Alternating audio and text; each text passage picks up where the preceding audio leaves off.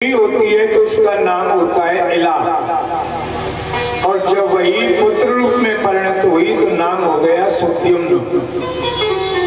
धीरे धीरे समय निकला, सुद्युम्न बड़े हुए।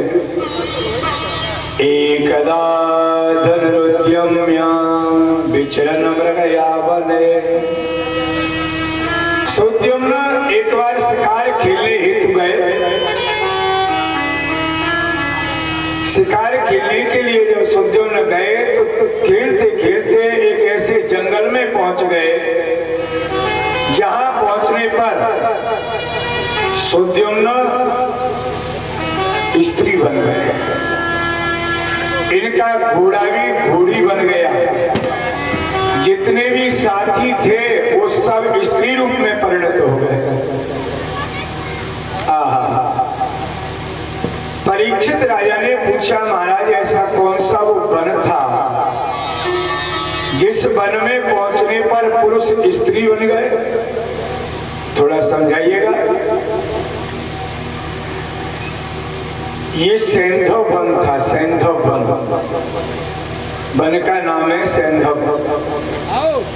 एक बार यहाँ भगवान शिव माता पार्वती जी के साथ में विहार कर रहे थे कि उसी समय कुछ ऋषि संत लोग चले आए, जिन्हें देख करके माता जी लज्जित हो गए। इसलिए महादेव ने उस वन का ये नियम बना दिया, यहाँ जो भी पुरुष आवेगा वो स्त्री बन जाएगा। ऐसा शिव जी का वचन था उस वन के लिए। भ्रमण करते करते सुद्युम्न सज्जनों स्त्री वेश में बुद्ध के आश्रम पर पहुंचे। ये बुद्ध चंद्रमा के पुत्र हैं। जब सुंदरी स्त्री को बुद्ध ने देखा तो कहा, देवी हमारा विचार है कि हमारा विवाह आपके साथ हो। स्त्री बने सुद्युम्न ने भी स्वीकृति दी और दोनों का विवाह हुआ। जिन दोनों से एक पुत्र होता है जिसका नाम होता है पुरुरुवा, दूसरा नाम इन्हें एलवी कहते हैं।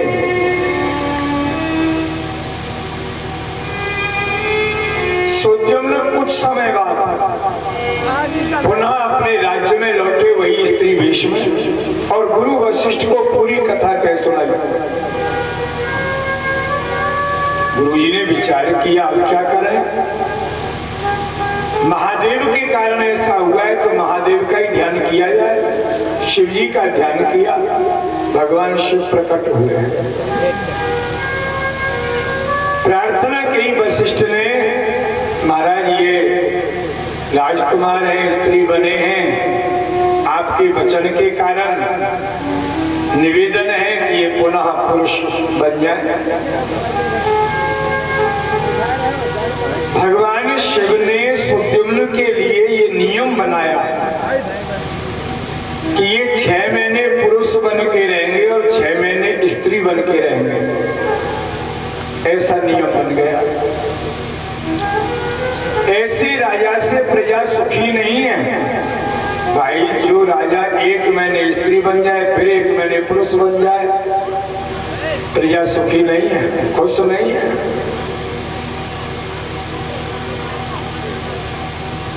भागवत जी में तो नहीं, देवी भागवत में वर्णन है कि इन्हीं राजा सुद्युम्न ने देवी भागवत की कथा 5 बार सुनी, जिसके प्रभाव से ये सदा सदा के लिए पुरुष बन गए। सदा सदा के लिए। इसी वंश में आगे चल के सरियाती हुए। सरियाती की पुत्री सुकन्या का विवाह च्यवन ऋषि के साथ में होता है। आगे चलने पर नाभाग और नाभाग के हुए अम्बरीश महाराज। बोलो अम्बरीश महाराज की जय। अम्बरीश महाराज बड़े धर्मात्मा पुरुष थे, बड़े भक्त थे भगवान के। इनके बारे में भागवत जी में लिखा है कि सवै मनः कृष्ण पदारविन्दयोर् भजांसि वैकुण्ठ गुणानुवर्णने करौ हरेर्मन्दिरमार्जनादिषु श्रुतिं चकाराच्युत सत्कथोदये। इनका मन सारी इंद्रियों सहित कृष्ण की सेवा में लगा था। कृष्ण पदार वाणी भगवान के गुणों को गान किया करती थी। हाथों से भगवान की सेवा। ध्यान देने की बात यह है कि चक्रवर्ती सम्राट हैं अम्बरीश महाराज, और उसके बाद भी भगवान के मंदिर को झाड़ना बुहारना अपने से करते हैं। ठाकुर जी के बर्तन मांजना अपने से करते हैं। हाँ,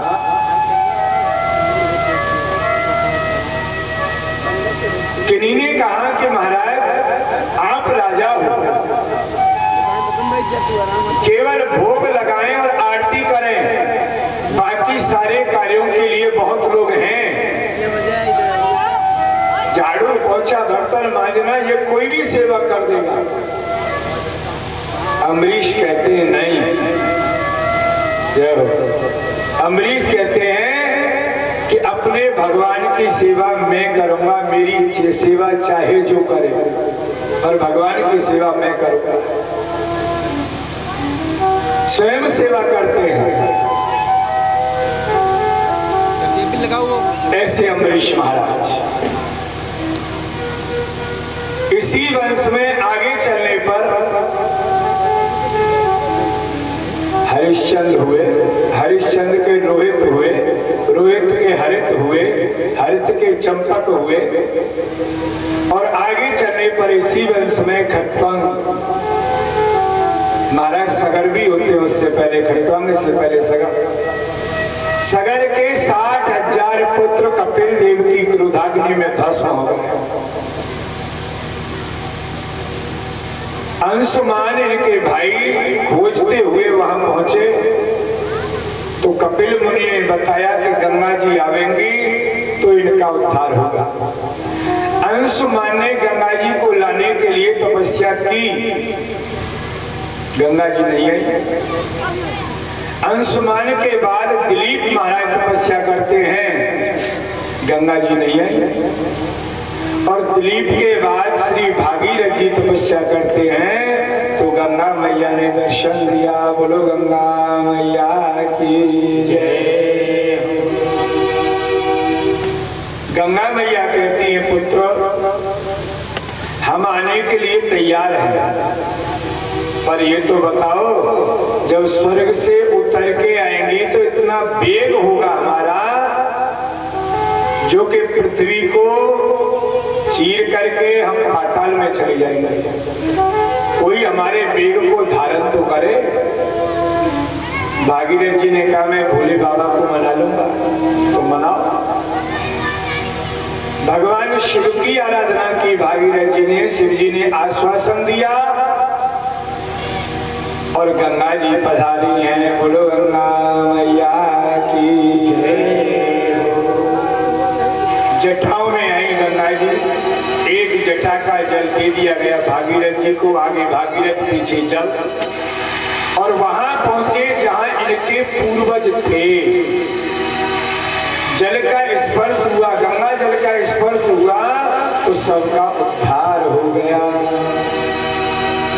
श्री गंगा मैया त्यारो दरस मोहि भावे।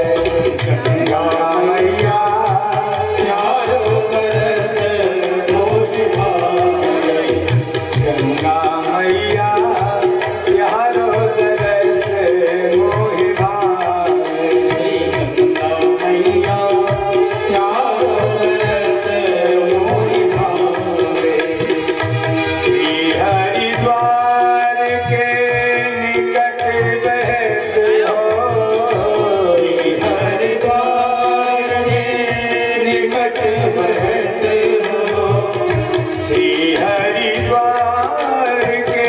निकट बहते हो, श्री हरिद्वार के निकट बहते हो। लहरन की छवि आवे गंगा मैया, लहरन की छवि आवे श्री गंगा मैया। प्यार उदय से मोहि भावे श्री गंगा मैया, प्यारोदय से मोहि भावे श्री गंगा मैया।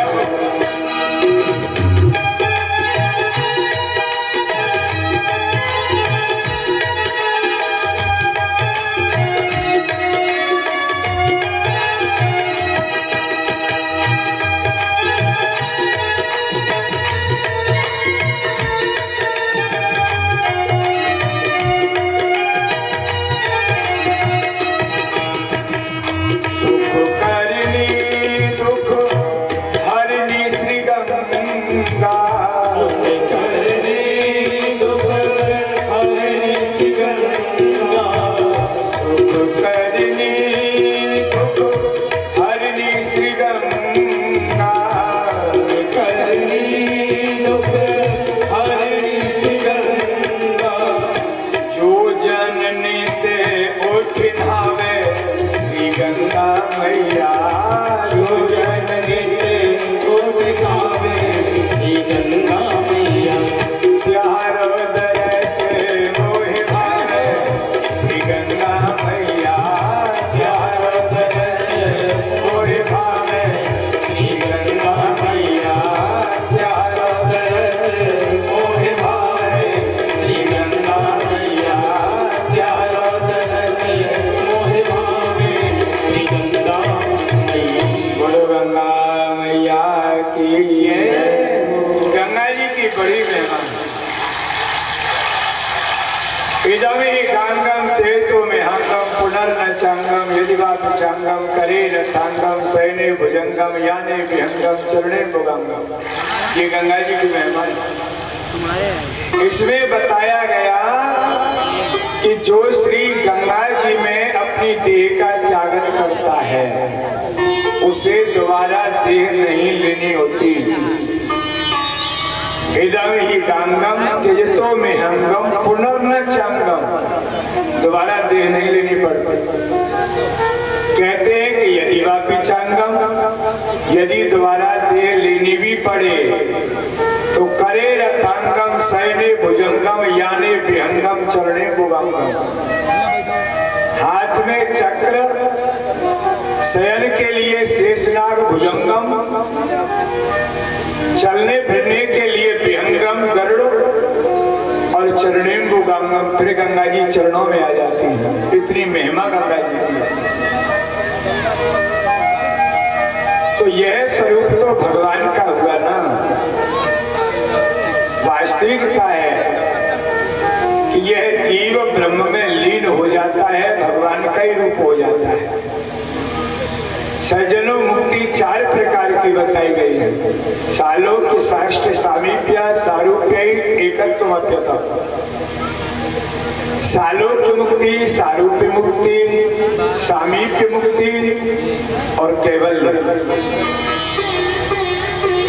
सालोक्य का भाव है भगवान के लोक में रहने का सौभाग्य प्राप्त होना, ये सालोक्य मुक्ति है। सारूप्य मुक्ति भगवान के स्वरूप को प्राप्त कर लेना, ये सारूप्य मुक्ति है। सामीप्य मुक्ति भगवान के समीप में, पास में रहने का सौभाग्य मिलना, ये सामीप्य है। कैवल्य या सायुज्य जिसे बोलते हैं, वह मुक्ति ब्रह्म में लीन हो जाना। एक बूंद समुद्र में गिर गई तो फिर वो समुद्र ही है, बूंद वहां नहीं है। ये सायुज्य, कैवल्य आदि जो बोला जाता है, या एकत्व जिसे कहा जाए, ये एक ही नाम है। तो वह मुक्ति से प्राप्त होती है श्री गंगा स्नान से। ऐसी महिमा से गंगा जी की है। और एक महिमा में दृष्टांत आपको सुनाते हैं। सज्जनों, एक सेठ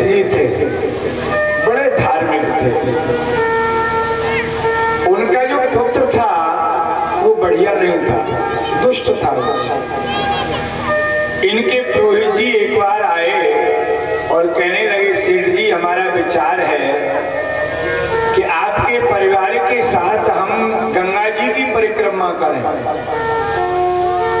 सेठ जी धार्मिक थे, उन्होंने कहा जी हमारा भी बड़ा सौभाग्य होगा कि आपके साथ परिक्रमा करेंगे। बेटा को भी लिया, पत्नी को लिया और बस चल गए। परिक्रमा करते करते करते करते जब अंतिम चरण में परिक्रमा पहुंची तो रात्रि को एक स्थान पर रुक गए। रुके, सब लोग लेट गए, हारे थके थे, पर पुरोहित जी जो थे वो देखते ही बड़ी दूरी पर प्रकाश हो रहा है। सोचा कि जाके देखते हैं आखिर है क्या। पुरोहित जी वहां गए तो सज्जनों वहां भूत प्रेत नाच रहे थे। पुरोहित जी ने पूछा, भाई आपके यहाँ कोई उत्सव है क्या, आप नाच क्यों रहे हैं, क्या उत्सव मन रहा है? कि जी हमारी पुत्री का विवाह होगा, उत्सव मना रहे। किसके साथ विवाह होगा? तो उन्होंने बताया, आपके साथ जो सेठ जी हैं उनका जो बेटा है वो दुष्ट है, कल वो मरेगा और भूत बनेगा, उसके साथ विवाह होगा। बड़ी अच्छी बात। पुरोहित जी आए, देखते हैं आखिर होता क्या है। सुबह हुआ, सुबह वो बालक स्नान करके आया, उसी समय एक सांड आता है और सांड ने सींग गड़ा दिए पेट में, जिससे उसकी मृत्यु हो गई, मर गया। जब मर गया तो पुरोहित जी ने कहा, सेठ जी आज नहीं रुकेंगे, आज नहीं चलना है, जैसी इच्छा महाराज। वहीं रुक गए।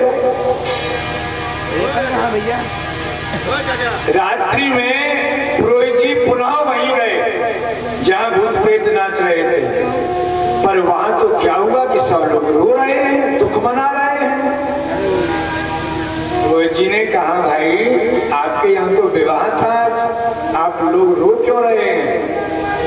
कि जी पूछो मत, सब बात बिगड़ गई। कैसे? जिसको प्रेत भूत बनना था उसका तो उद्धार हो गया। कैसे? वो तो दुष्ट था, दुष्ट जरूर था, पर जिस सांड ने सींग गढ़ाए थे पेट में, उससे पहले वो सांड मिट्टी में खेल के आया था, गंगा जी की रज में खेल के आया था। सींगों के माध्यम से रज उसके पेट में पहुंची और उसका उद्धार हो गया। गंगा जी जाते हैं तो बहुत लोग रज लेके आते हैं, गंगोठी हमारे यहाँ बोलते हैं। गंगा जल भी पान करते हैं और वो मिट्टी भी खाते हैं, गंगोठी खाते हैं। बड़ी महिमा गंगा जी की रज की है। ऐसी श्री गंगा मैया। आगे इसी वंश में खट्वांग दीर्घ बाहुश्च रघुस्तस्मा पृथुस्रवा अजस्ततो महाराजः तस्मात् दशरथो भवत्। खट्वांग हुए, खट्वांग के दीर्घ बाहु के पृथुस्रवा, पृथुस्रवा के अज और अज के हुए महाराज दशरथ। बोलो दशरथ महाराज की जय। अब यहाँ से राम कथा यदि कही जाए तो 9 दिन लगेंगे, पर फिर भी कुछ अंश जरूर सुनाए जाएंगे, उतना समय हमारे पास है। महाराज की उम्र सज्जनों 60,000 वर्ष की हो चुकी है, पर कोई संतान नहीं है। गुरु वशिष्ठ के पास गए और गुरुदेव से प्रार्थना की, गुरुजी आप जैसे गुरु हैं और मैं दुखी हूं। क्यों दुखी हो भाई, क्या बात हो गई? महाराज ये उम्र आ गई पर अभी तक मेरे यहाँ कोई कोई पुत्र नहीं है, क्या होगा आगे? गुरुजी ने कहा तुम्हें एक पुत्र चाहिए। अजी एक से क्या होता है? 2। राजा चुप पड़ गए कि 3। राजा नहीं बोले तो बोले 4। कि हाँ महाराज 4 पुत्र मिल जाए, बड़ी कृपा हो जाए। धरहु धीर हुए हैं सुत 4। धरहु धीर हुए सुत 4। धरहु धीर हुए हैं सुत 4। धरहु धीर हुए हैं सुत 4। धैर्य धारण करो, तुम्हारे यहाँ 4 पुत्र होंगे। ऋषि श्रृंग द्वारा सज्जनों पुत्रेष्ट यज्ञ कराया गया। पुत्रेष्ट यज्ञ जिससे अग्निदेव चरु लेके निकले, वो गुरुजी को दिया, गुरुजी ने राजा को दिया, राजा ने रानियों में बांटा विधिवत, और रानियां गर्भवती हुई हैं। या दिन ते हरि गर्भैया, या दिन ते हरि गर्भैया, सकल लोक सुख संपत्ति छाए। सकल लोक सुख संपत्ति छाए। नौमी तिथि मधुमास पुनीता, नौमी तिथि मधुमास पुनीता। शुक्ल पक्ष अभिजित हरि प्रीता। शुक्ल पक्ष अभिजित हरि प्रीता। शुक्ल पक्ष अभिजित हरि प्रीता। शुक्ल पक्ष अभिजित हरि प्रीता। शुक्ल पक्ष है, नौमी तिथि है, चैत्र मास है, और दोपहर के 12 बजे है। यही महीना है, यही पक्ष है, और तिथि नौमी है। और नौमी तिथि जैसी आई 12 बजे, वैसी अयोध्या में भगवान प्रकट हुए हैं। भगवान प्रकट ही होते हैं, जन्म नहीं लेते। अजन्मा बोला जाता है जी, तो जन्म क्यों लेंगे? प्रकट होते हैं। प्रकट हुए तो भाई प्रकट कृपाला दीन दयाला कौशल्या हितकारी, हर्षित महतारी मुनि मनहारी, अद्भुत रूप विचारी। लोचन अभिरामा तनु मन श्यामा, सिजवार दुर्ग चारी। भूषण वनमाला जग सारा, शोभा सिंधु करा। पर कोई कर जोरी अस्तुति तोरी, जय विधि करो मनता। माया गुण ज्ञाना कीर्ति नमाना, वेद पुराण मनता।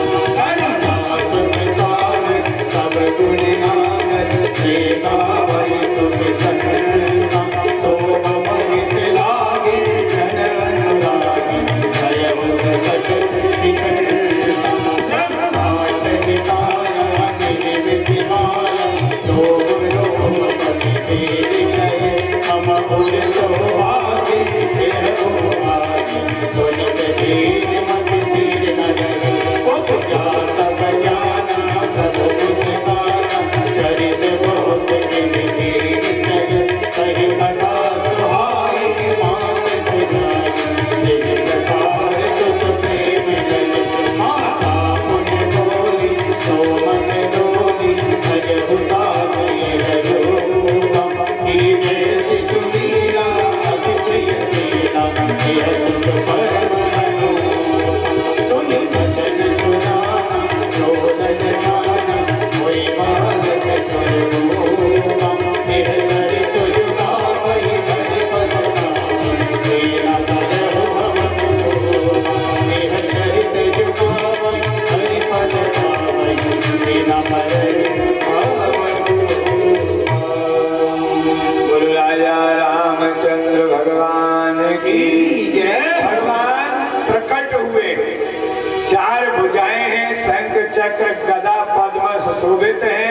सुंदर मुकुट पहने हैं, मालाएं हैं, पीतांबर है, ऐसे प्रकट हुए माँ कौशल्या के साथ और पूछने लगे माता जी बताओ हम कैसे लग रहे हैं। माता जी ने कहा बढ़िया नहीं लग रहे। क्यों, क्या कमी है? पूरी कमी है। कैसे? अरे महाराज हमें लगता है आपने पहली बार जन्म लिया है, जन्म लेना नहीं जानते हैं क्या? क्यों? किसी के यहाँ जब बालक होता है तो बड़ा छोटा सा होता है, तनिक सा बालक होता है। हाँ, तनिक सा बालक होता है। और आप हैं कि पूरे 16 वर्ष के बन के चले आए हमारे आगे। अब हमारी सखी सहेली सेविकाएं सब आवेंगी, देखेंगी, कहेंगी कि कहाँ है बालक जिसको तुमने जन्म दिया है, तो मुझे कहना पड़ेगा कि ये खड़ा। अच्छा लगेगा क्या? अरे बालक होता है, छोटा सा होता है, तनिक सा होता है, ऐसा आपको भी बन के आना चाहिए था। तैयार होके चले आए पूरे के पूरे। भगवान ने कहा माता जी हमने सोचा छोटे बन के जाएंगे, फिर बड़ा होना पड़ेगा। छोटे रहते हैं तो माँ को बड़ी परेशानी होती है, हैं? रो में तो दूध का ध्यान रखो, साफ सफाई करो, ये वो सब दुनिया का झंझट। हमने कहा ये झंझट खत्म करो, सीधे तैयार होके पहुंचो। हम चले आए कि माता जी इसलिए हमने ये रूप धारण किया और इस रूप में आपके यहाँ आए। माँ कौशल्या कहती है प्रभु माँ को पालन पोषण करने में परेशानी नहीं होती, आनंद मिलता है, आनंद अच्छा लगता है उसको, बहुत अच्छा लगता है। हाँ, इसलिए हमारा निवेदन है कि आप छोटे बच्चे बन जाएं। माता पुन बोली सो मत डोली, तजहु तात यह रूपा, ये सुशीला अति प्रियशीला, ये सुख परम अनुपा। माँ ने कहा शिशु लीला कीजिए, बाल लीला कीजिए, ये रूप का त्यागन कर दीजिए, हमें ये रूप स्वीकार नहीं है, छोटे बच्चे बन जाइए आप। भगवान छोटे बच्चा बन गए, पर कचनी काचे हैं, कपड़े पहने हैं। अब पूछने लगे अब बताओ माता जी हम कैसे लग रहे हैं? कि अभी बढ़िया नहीं लग रहे हो। अजीब, किसी के यहाँ बालक होता है तो कपड़े पहन के होता है क्या? आप भी ये कपड़े उतारे। भगवान ने कहा माता जी यहाँ तो आप हैं, हमें संकोच नहीं लगेगा कि हम माँ हैं आपकी, माँ है माँ।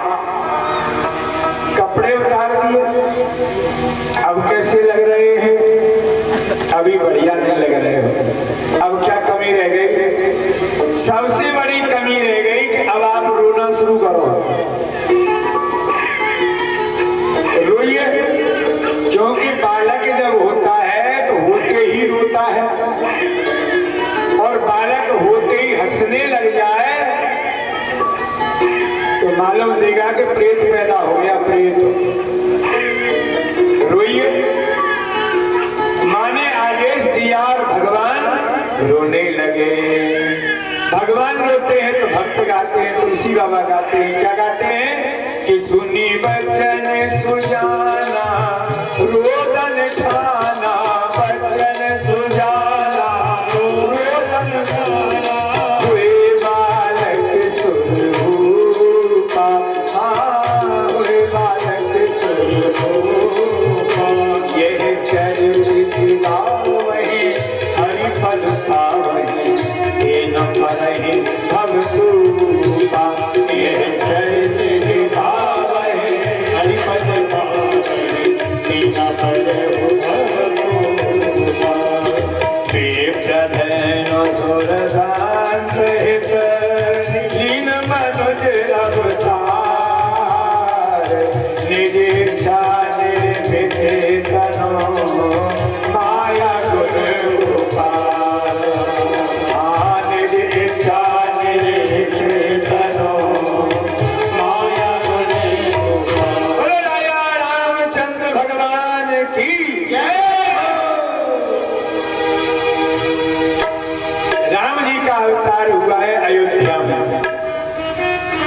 बात बताएं, राम जी नवमी को पधारे, श्री भरत जी दसवीं को पधारे और एकादशी में लखन और शत्रुघ्न लाल पधारे। यह बात हम आध्यात्म रामायण से बता रहे हैं। चारों भैया जन्मे हैं और उत्सव मनाया गया है बड़ी बढ़िया से। महाराज बड़े खुश हैं, जब सुना तो तुरंत माला उतार के एक दासी को दी। जब उसने बताया बड़े प्रसन्न है, बहुत खुश हैं। गुरुजी के पास गए, गुरुदेव गुरुदेव आपका वचन सत्य हो गया, इस समय मेरे यहाँ 4 पुत्र हुए, 4। अब आदेश दें कि मुझे क्या करना है। गुरुजी ने कहा सुनो, अब तुम स्नान करो और बढ़िया नए नए वस्त्र धारण करो।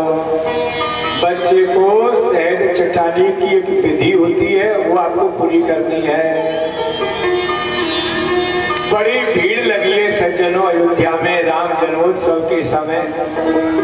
कारण ये भी रहा उस भीड़ का कि जो भी संत ऋषि जहां जहां जंगल में कंदराओं में तपस्या कर रहे थे ना, वो पर्वत कंदराएं उन ऋषियों में धक्के देते हैं। मानो ये कह रहे हो यहाँ क्या रखा है, जिनके लिए तप कर रहे हो वो भगवान तो अवध में विराजमान। महाराज दशरथ के आंगन में जन्म लेकर के पधारे हो, वहां पहुंचो। तब सब ऋषि मुनि संत देवता भी वेश बदल बदल करके यहाँ आए। बड़ी भीड़ जुटी है, महलों पार गए महल। अब महाराज दशरथ और गुरुजी आ रहे हैं। उस भीड़ में किसी को किसी का ध्यान नहीं है, कौन आ रहा है कौन जा रहा है। गुरुजी ने कहा राजन मुहूर्त निकल रहा है, वहां पहुंचना है हमें। यहाँ भीड़ है, ये हमें जाने नहीं देती। सेवक हटाने लगे, पूर्वक। महाराज ने कहा नहीं, किसी से कुछ मत कहो। सब लोग बड़े आनंद में हैं, आनंद का अनुभव कर रहे हैं। और गुरुजी ने कहा मुहूर्त निकल जाएगा, ऐसा करते हम आगे चल रहे हैं, तुम हमारे पीछे आओ। गुरुजी आगे आगे जा रहे हैं। सब लोगों ने देखा गुरुजी आ रहे हैं, एक दूसरे से बोलते जा रहे हैं। अब ध्यान गुरुजी की तरफ हो गया। राजा आगे थे तब ध्यान नहीं था, गुरुजी आगे हैं तो ध्यान है। सब अलग अलग होते चले जा रहे हैं और कथा आती है। गुरुजी पहुंचे, राम जी का दर्शन गुरुजी ने किया। आज वो ब्रह्मर्षि गुरु वशिष्ठ परम ज्ञानी आंसुओं से रोने लगे राम दर्शन करके। उनके नेत्रों में आंसू आ गए। महाराज ने पूछा गुरुजी आप क्यों रोते हैं, आपके नेत्रों में आंसू क्यों? गुरुजी ने कहा महाराज मैं इस दिन की प्रतीक्षा कर रहा था बहुत सारे वर्षों से। और एक बात हम आपको आज बता देते हैं। महाराज जिस समय हमारे पिता श्री ब्रह्मा जी ने हमें आदेश दिया और कहा कि तुम सूर्य वंश के पुरोहित बन जाओ, तो हमने उनसे निवेदन किया पिताजी ये पुरोहित कर्म अच्छा कर्म नहीं है, पौरोहित्य कर्म अति मंदा, बड़ा मंद कर्म है, अच्छा कर्म नहीं है। सभी इसकी निंदा करते हैं। मैंने ये निवेदन किया तो उन्होंने कहा आगे लाभ हो सुत तो ही, तुझे आगे लाभ होगा, बहुत लाभ होगा। इतना लाभ होगा कि योगी योग करते हैं, तपस्वी तपस्या करते हैं, ध्यानी ध्यान लगाते हैं, समाधि लगाते हैं, उनके ध्यान तक में नहीं आते, वही भगवान तुम्हें इसी वंश में शिष्य रूप में प्राप्त होंगे। तुम उनके गुरु बनोगे, गुरु। जब ये बात मेरे सामने आई तो मुझे लोभ आ गया, मुझे लोभ आया कि मुझे इस वंश में भगवान शिष्य रूप में प्राप्त होंगे, मुझको भगवान गुरुजी कह करके बोलेंगे। आज वो दिन है कि मैं राम जी का दर्शन कर रहा हूं, मैं भगवान का दर्शन कर रहा हूं और इनके गुरु के रूप में प्रतिष्ठित हूं। महाराज ने कहा मंत्र बोले मैं शहद चटाऊं, विधि पूरी करूं। गुरुजी ने कहा राजन दुनिया के जितने भी मंत्र हैं यहीं तक है, यहां से आगे मंत्र नहीं है। अब ऐसा करो तुम शहद चटाओ, हमें कोई मंत्र याद नहीं है, कोई मंत्र हमें याद नहीं है, सब तुम शहद चटाओ। ये स्थिति गुरु वशिष्ठ की बनी राम जी का दर्शन करने के बाद।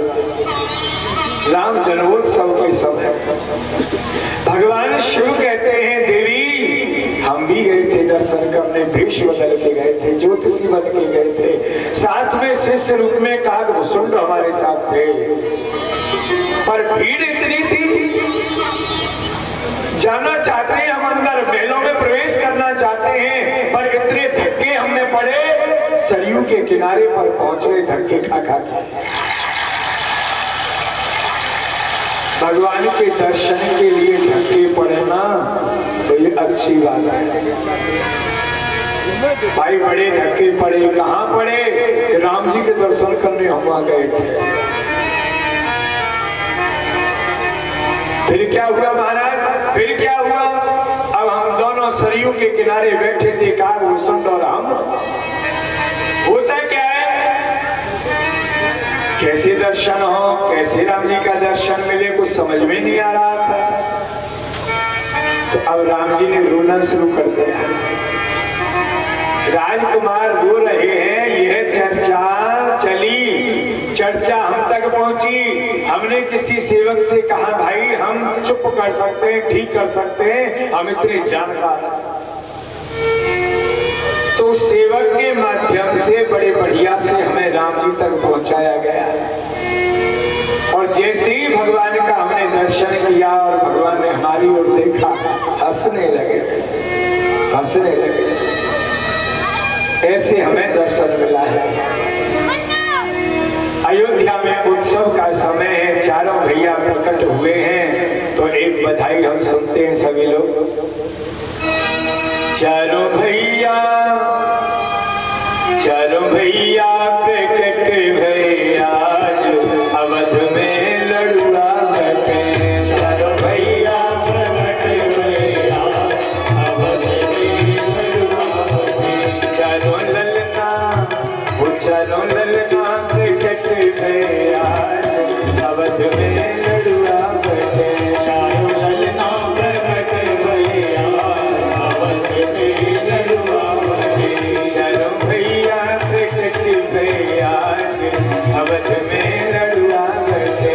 चारों भैया प्रकट भये आज, अवध में लड़ुआ बटे। ताली बजा के उत्सव है, राम जन्मोत्सव।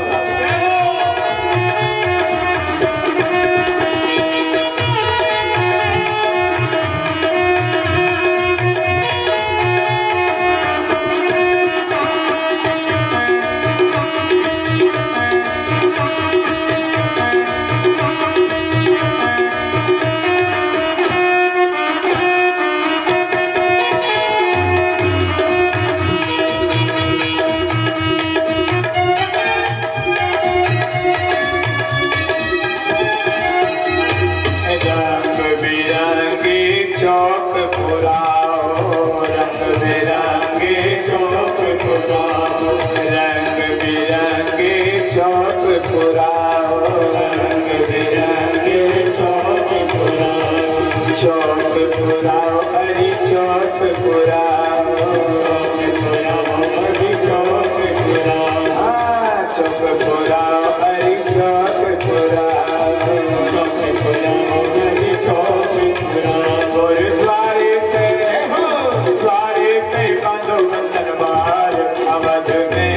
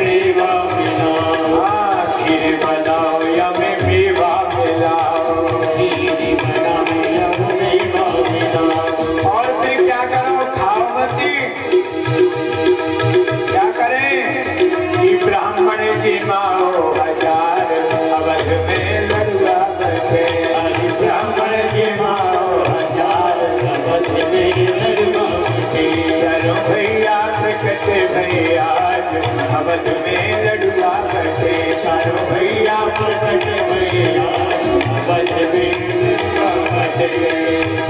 हरि बोल।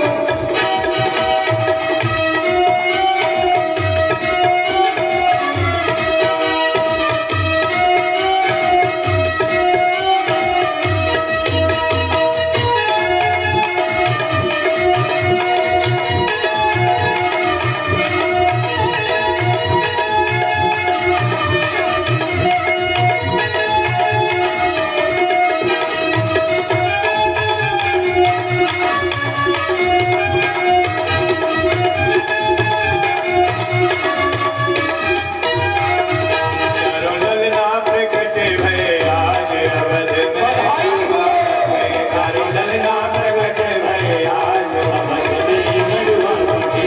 चारों भैया प्रकट भये आज अवध में लडुआ बटे। चारों भैया प्रकट भये आज अवध में लडुआ बटे। चारों ललना प्रकट भये आज अवध में लडुआ बटे। चारों ललना प्रकट भये आज अवध में लडुआ बटे। चारों भैया प्रकट भये आज अवध में लडुआ बटे। चारों भैया प्रकट भये आज अवध में लडुआ राजा रामचंद्र भगवान की जय हो। चारों भाइयों का जन्म हुआ, जन्मोत्सव मनाया गया है। अब यदि सीधी सीधी कथा कहें तो बड़ा समय लगेगा, विवाह तक भी कहेंगे तो बहुत समय लगेगा। तो मुख्य अंश भगवान का विवाह हुआ विधिवत, और सज्जनों उसके पश्चात रामायण के जो पात्र हैं, एक एक पात्र बड़ा दिव्य पात्र है।